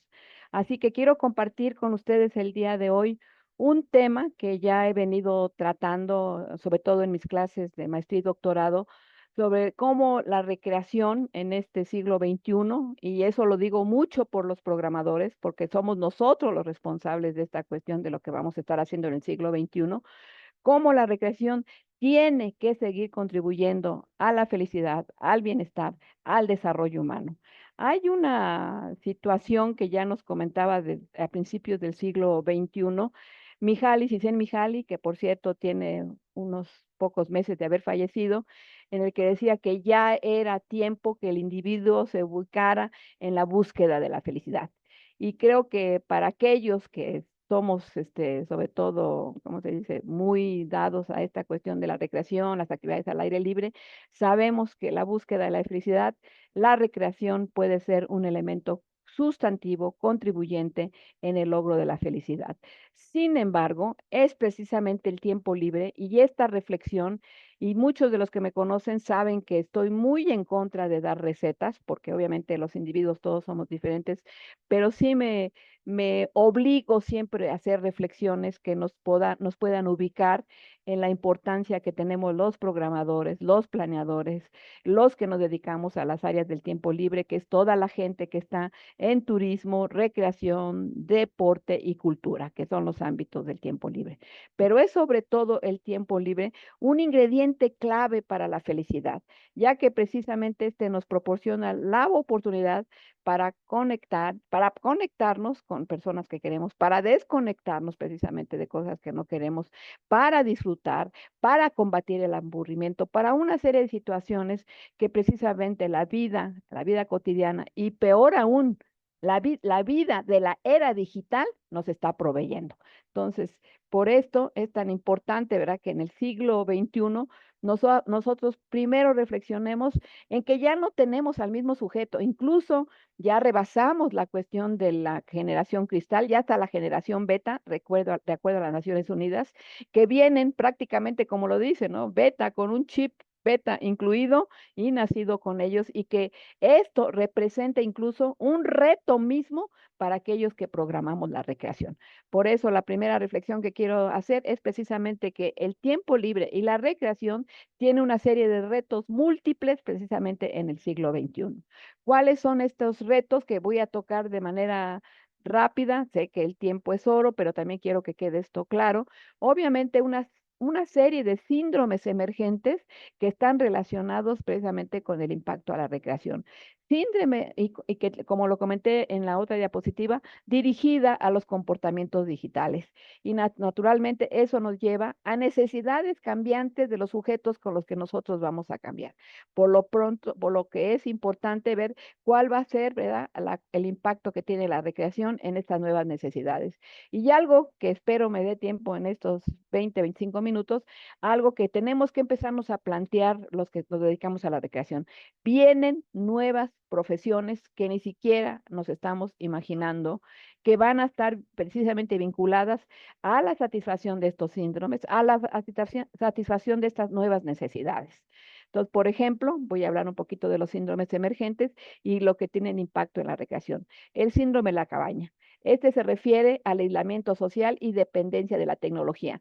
Muchos de nuestros estudiantes, y yo lo veo mucho, sigo dando clases en las universidades, es precisamente esta cuestión de que dependen ya más de la tecnología. He visto a estudiantes que se están comunicando en un mismo salón de clase, se comunica uno al otro, ¿verdad? Como si no pudieran acercarse. Y entonces, ¿qué es lo que pasa? Que esto nos conduce a un aislamiento social. También tiene el burnout digital. Ya sabemos que el término de burnout se refiere al estrés del estrés. El primer término del burnout se refirió al trabajo. Ahora también nos referimos al burnout digital. ¿Qué es esto? Un agotamiento emocional y físico causado por el exceso de pantallas. Yo no diría nada más el burnout, sino que sabemos que ya hay estudios que están indicándonos que hay una deformación en la cuestión de los ojos por tanta exposición a las pantallas digitales. La otra, ¿verdad? Es obviamente la nomofobia, que se refiere a la ansiedad por estar desconectado del teléfono móvil. Ustedes seguramente lo sufren. Ya hay familias que están comiendo y todas tienen el teléfono digital en la mesa. O incluso gente que se va con el teléfono digital a las sesiones o a las reuniones y en lugar de estar platicando, están constantemente revisando lo que tienen en su teléfono digital. Entonces, esto es muy, muy importante. Después, la FOMO, ¿verdad? Que es el missing out, o sea, tener la cuestión del miedo, ¿verdad? Que me estoy perdiendo de experiencia e información clave en las redes sociales. Y entonces nos genera también, relacionado con el burnout, una situación de que queremos estar conectados en las redes. La fatiga por decisión, hay tanto que tomar de decisiones, el exceso de opciones en las redes que también nos conduce a una fatiga digital. Entonces, ¿qué es lo que nos hace esto? Una serie de síndromes, ¿verdad? Y comportamientos digitales que nos van a afectar. ¿Y cómo van a afectar esto a la cuestión de la recreación? Esto es lo que a nosotros nos compete el día de hoy y que naturalmente tenemos que revisar muy concienzudamente. Por ejemplo, es muy importante que nosotros veamos que la generación del siglo XXI, que se la conoce como lo que le comento, la generación beta, tienen naturalmente ya necesidades diferentes. Naturalmente tenemos que estar muy, muy conscientes de que hay que seguir promoviendo el juego, el deporte, las prácticas, las vacaciones en la naturaleza, para desconectarlos precisamente a través de las actividades de tiempo libre y de recreación de todos estos síndromes que ya les comenté. En los jóvenes que están ansiosos de la adrenalina, que también les produce este exceso de sobreinformación, y entonces nuestras oportunidades estarán en practicar deportes extremos, culturales, musicales, viajes de bajo costo, etcétera. Y luego ya viene toda la generación, en la que me incluyo, naturalmente, la gente bueno, edad productiva, no, ahora ya estoy más allá de la edad productiva, los adultos mayores, pero la gente de la edad productiva, pues tienen que ver también cómo aprovechar el tiempo que les va a quedar en la edad productiva, que ya saben, naturalmente, dentro del tiempo libre, el fin de semana, las vacaciones y naturalmente después la jubilación. Y en este sentido, nosotros proporcionarles pues muchas actividades de turismo, actividades culturales, talleres, que tengan esta conexión con la familia, con los amigos, para que nos conectemos nuevamente con la red social primaria, que es la familia, naturalmente, no las redes digitales y los amigos. Y naturalmente los adultos mayores que hay que darles mucha actividad física. Todos o algunos han de conocer el síndrome de fragilidad, que es un síndrome que es muy, muy que daña mucho a la población de jubilados y de la tercera edad, que tiene que ver precisamente con una cuestión de deficiencias motoras, por lo que tendremos que incluir actividades físicas moderadas y participación en grupos de mucho interés. Naturalmente, tenemos que por la cuestión rural y la población, pues tendremos otro tipo de actividad. Entonces, ¿cómo influye estos síndromes y su impacto que ya hemos visto y las necesidades? Recuerden, y esto es muy importante y lo quiero hacer notar y nombrar y subrayar, sin diagnóstico no puede haber buenos programas, no puede haber buena programación. Aunque sé que muchos de mis alumnos a veces de tiempo libre y recreación de la UAI dicen, es que ya nos dio muy buen resultado un programa, sí, pero siempre hay que considerar que nuevos grupos, nuevos programas, habrá nuevas necesidades. Entonces, no hagamos, no desarrollemos, no formulemos un programa sin diagnóstico. Hay que llevar diagnóstico. Entonces, naturalmente, aquí tenemos todo el impacto de los síndromes que les comenté y cómo impacta precisamente a nuestras actividades de tiempo libre, ¿no? Aquí está el déficit de atención e hiperactividad, que todos los conocemos, que es incluso tratado psicológicamente, y esto es algo que también tenemos que tener mucho cuidado con nuestros adolescentes y nuestros niños. A veces, precisamente, los papás no sabemos qué hacer con estos síndromes y lo que hacemos primero es que les den muchas pastillas y que vayamos con el psicólogo, con el médico. No, nosotros en algún sentido somos médicos sociales. Naturalmente no vamos a ponernos al nivel de dar una prescripción, pero sí podemos programarles. ¿Cómo, verdad? A través de que sí se puedan concentrar, ¿verdad? En juegos o actividades que requieran atención sostenida, formularles más este tipo de actividades para que haya más situación en que puedan seguir, por ejemplo, las reglas de equipo. Esto se da mucho con este tipo de niños, ¿no? Y después los trastornos de ánimo, como es la ansiedad y la depresión, bueno. Tenemos una investigación que hemos llevado en México ya por algunos años, en la que hemos visto y tenemos evidencia de que hay cierto tipo de actividades de recreación y tiempo libre que inciden en la disminución de la ansiedad y la depresión. Esta investigación la hemos llevado en 10 estados con investigadores de México y el doctor Vidal, y la verdad es que nos anima mucho porque hemos encontrado que la recreación y las actividades de tiempo libre ayudan a disminuir la depresión y la ansiedad. ¿Por qué? Porque precisamente la ansiedad y la depresión nos hacen que nos aislemos más, que haya falta de motivación para participar en actividades, nos baja la autoestima, hay una cuestión que impide el disfrute de nuestras actividades.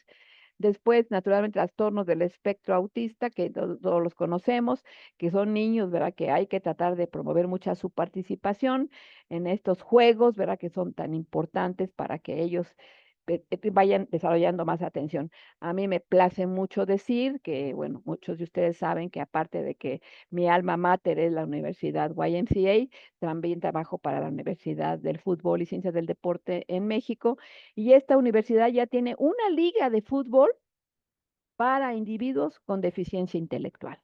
Y yo creo que este es un ánimo que incluso en este tipo de deportes, como es el fútbol, el voleibol, el básquetbol, pensemos en que tenemos que armar también ligas y programas específicos para gente con espectros de carácter, de índole, de deficiencia intelectual, ¿no?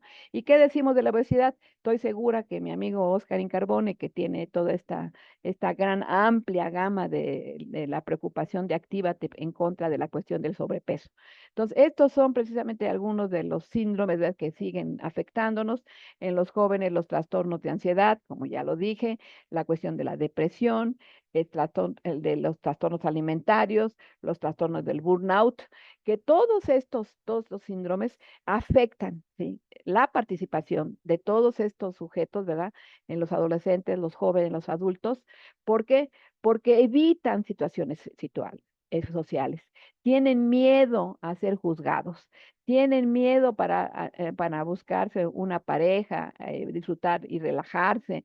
Esta es una cuestión que yo no sé si están enterados, pero el Japón acaba de implementar para los adolescentes semanas de 4 días para dejarles 3 días a la semana para que puedan socializar, porque en Japón las escuelas, la mayoría son de hombres y de mujeres, y los jóvenes no han aprendido a socializar. Todo lo que quieren los japoneses es que a través de más tiempo libre, de fin de semana, ellos puedan acercarse, disfrutar con otros jóvenes, aprender a socializar. Y qué mejor que si hay más tiempo libre, nosotros podemos darles. No sabemos cómo acercarnos, pues hay que darle las herramientas. Para eso está también la recreación, para que podamos acercar a todos estos jóvenes precisamente a que dejen el aislamiento social y puedan tener actividades que puedan disfrutar en compañía de sus pares. Y bueno, los trastornos alimentarios y la cuestión del burnout, que tiene que ver mucho con la cuestión de trastornos de la comida, bueno, eso sí, hay que también tratar de vincularnos con gente que tenga conocimiento de esto e incluir temas importantes, sobre todo de la alimentación y de los peligros que esto tienen, para que nuestros jóvenes puedan seguir creciendo e integrándose más. Y yo lo que le decía del adulto en edad productiva, sí quiero hacer una breve reflexión, no voy a leer mucho, voy a estar así como repasando, de que hay muchos libros de que quién es el niño, quién es el adolescente, quién es el adulto mayor, pero la edad productiva es poco tomada en cuenta.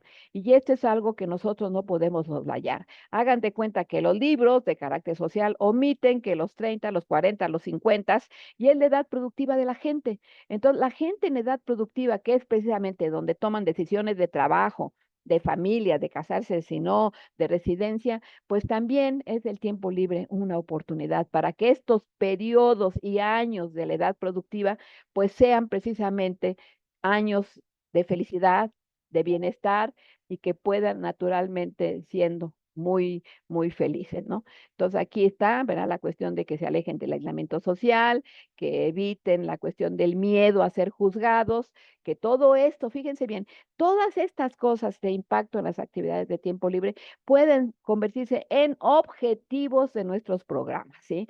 Cómo ayudarlos a concentrarse, cómo ayudarlos a evitar situaciones sociales de ser juzgados, etcétera, ¿no? Entonces, tener mucho, mucho énfasis en esta situación. Y bueno, como les había dicho, los adultos mayores. En los adultos mayores, que naturalmente con la ampliación del rango de edad, ya vemos que, por ejemplo, en España la gente vive en promedio 80 años. Naturalmente que en nuestros países latinoamericanos no somos tan afortunados. En México, incluso precisamente por la obesidad, está disminuyendo el promedio de edad. Aún así, los síntomas que todos presentan, como la demencia, la depresión, las enfermedades como la artritis, la que les decía como el síndrome de fragilidad, pues son cosas que precisamente nos pueden ayudar a que la gente tenga esto. Trabajo con médicos, médicos del deporte y médicos en general, y había un médico en general que me hacía esta reflexión. Me decía, doctora, yo tengo gente precisamente con síndrome de fragilidad, pero yo no soy quien para decirle que haga en su tiempo libre. Y no hay gente que esté especializada en cómo solucionar, cómo mandarles recetas de cuánto tiempo hay que caminar, qué tipo de estiramientos son buenos, qué actividades de tiempo libre puede hacer, qué tipo de senderismo, etcétera. Entonces, creo que vuelvo aquí. Una cuestión, tenemos características de médico social que puede aplicar nuestro conocimiento a darles precisamente este tipo de ayuda, apoyo y disminución en estas situaciones. Entonces, ¿qué es lo que pasa con todo esto? Pues que hay muy poca motivación y participación. Entonces, hay que ver cuál es esta relación con los síndromes y la participación de los programas de recreación. Hay que convertir las consecuencias en objetivos de nuestros programas. Esto es muy importante para que nuestros programas sean efectivos en el siglo XXI. Ya no estamos con las mismas generaciones. Esto quiero que quede claro, ¿no? Entonces, cómo el tiempo, ¿verdad? Y la recreación nos está generando todo este ámbito, ¿verdad? De situaciones, que es la cuestión del trabajo. He encontrado, no nada más aquí en México, sino ya en España y en Estados Unidos, una serie de nuevas profesiones, ¿no? Estas nuevas profesiones que son el resultado precisamente de esta conexión que tenemos con lo digital y la inteligencia artificial. Por ejemplo, va a tener que haber un experto en turismo personalizado inteligente, ¿no? Este tendrá que crear experiencias turísticas únicas y personalizadas a cada cliente basándose en sus preferencias, historial de viajes, datos en un tiempo real, etcétera, ¿no? Después, un diseñador de experiencias de realidad virtual.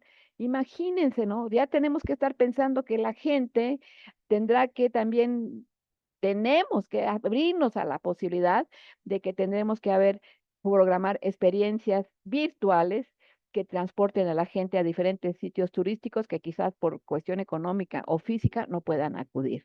Después, creador de contenido inmersivo para la recreación, ¿verdad? Para que podamos ver toda esta cuestión de actividad en 360 grados. También un especialista en bienestar del ocio digital, del bienestar digital y del ocio, para encontrar equilibrio entre el mundo digital y el tiempo libre, diseñando programas y aplicaciones. Ahorita el mundo, y yo que trabajo también con gente de ciencia del deporte, están en pleno desarrollo de aplicaciones que promueven precisamente ya programas especializados y personalizados para la cuestión de práctica deportiva. Pues también tendremos que hacerlo para la recreación. A través de las apps tendremos que también nosotros empezar a programar programas personalizados.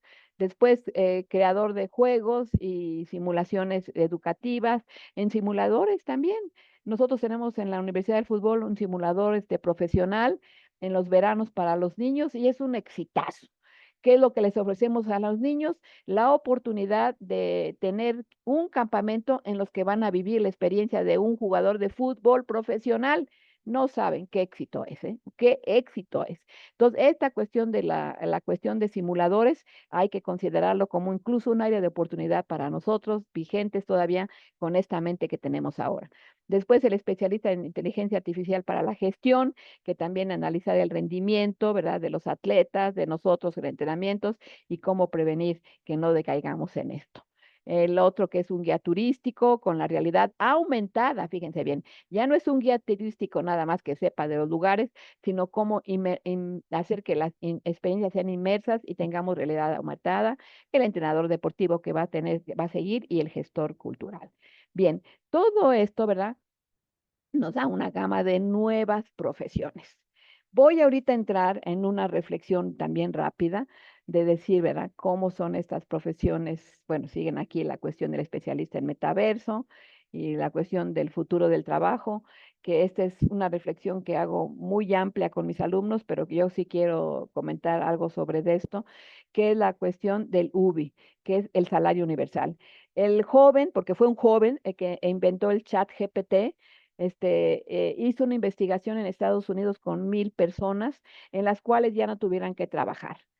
1,000 personas en Estados Unidos a las cuales no tuvieran que trabajar, porque este joven que inventó el chat GPT prevé en el futuro una sociedad en la que ya no tenga que trabajarse.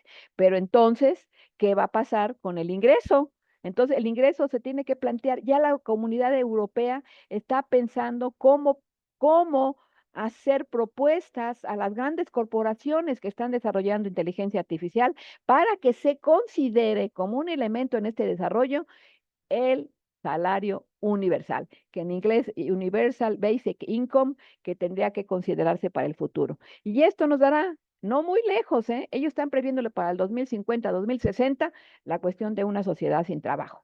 Entonces, esta es una situación que hay que tener, ¿no? Entonces, aquí está la cuestión de por qué es esta cuestión importante del universo, pero quiero adelantarme un poquito porque no quiero irme sin reflexionar un poquito en cuál sería el elemento más importante. Y esto me refiero precisamente a que tenemos desde principios del siglo XXI la gran propuesta que nos hizo Mihaly Csikszentmihalyi con la cuestión de cuáles son y cómo deben ser las características que debemos de plantear para que realmente una persona sea feliz en su tiempo libre, porque él mencionaba, y me da mucha tristeza decir lo que mencionaba, ya falleció, cómo era de importante el deporte, el arte, el juego, como situaciones en que la gente fluye, es feliz. Entonces, ¿cuáles son los componentes de la felicidad? Pues equilibrio entre el desafío y las habilidades, fusión entre la interacción y la experiencia, la cuestión de la información inmediata y clara. Fíjense bien que esta cuestión de la retroalimentación incluso él la llevaba como una paradoja al trabajo. Él dice que mucha gente es más feliz en el trabajo porque ahí recibe retroalimentación clara. Entonces nosotros tenemos que dar retroalimentación a nuestros jóvenes y a todos los que están en el tiempo libre. Naturalmente, metas claras, hay que tener metas claras en el tiempo libre, hay que tener mucha concentración en la tarea, naturalmente lo que les estamos diciendo. Entonces, esta cuestión de la característica de la pérdida de la conciencia, que todos hemos tenido una actividad de tiempo libre que nos encanta cuando decimos, wow, no sé cuánto tiempo ha pasado y ya estoy aquí feliz de la vida. Entonces, bueno, todas estas características que ya Mihaly planteaba desde principios del siglo XXI deben de ser consideradas como elementos sustantivos para la programación de nuestras actividades de tiempo libre. Aquí está la gráfica que él presentaba para que la gente fluya, para que la gente sea feliz y sea, pues, participe muy bien en el deporte, el arte, la cultura y la recreación y no ni se aburra ni tampoco sienta ansiedad. Hay que llenar estas características que les acabo de mencionar. Entonces, es importante que el camino hacia el flujo, que le quise poner hacia el flujo en honor a Mihaly, pero sería el camino hacia la felicidad, es háganlo como si fuera juego. Hay que tener mucha retroalimentación, hay que dejarse ir por el proceso y naturalmente hay que entrar en especies de éxtasis a través de lo que hacemos y una productividad máxima. Así con esto, queridos amigos, ¿verdad? Yo quiero cerrar la presentación. Ya no me voy a meter con la cuestión de cómo hacer los algoritmos, porque hay que meternos también en la programación de algoritmos, que la voy a dejar en la presentación por si a alguien le interesa. Esto será el futuro, compañeros programadores de recreación. Tendremos que empezar a hacer algoritmos personalizados para la gente en la recreación. Entonces, por favor, la recreación va a ser un elemento y seguirá siendo sustantivo para el siglo XXI. Así que, por favor, consideremos que ya no es el mismo sujeto, ya no es la misma situación, tienen muchas situaciones diferentes con las que crecimos, hay que adecuarnos nosotros a nuestros clientes, a la gente con la que trabajamos, no ellos a nosotros. Muchas gracias por su atención. Espero que estas reflexiones sean muy útiles para los que somos programadores y estamos unidos a la recreación y a todos a los que hacemos la recreación. Muchas gracias. Hoy cerramos esta hermosa travesía de amor, pasión, entrega y solidaridad.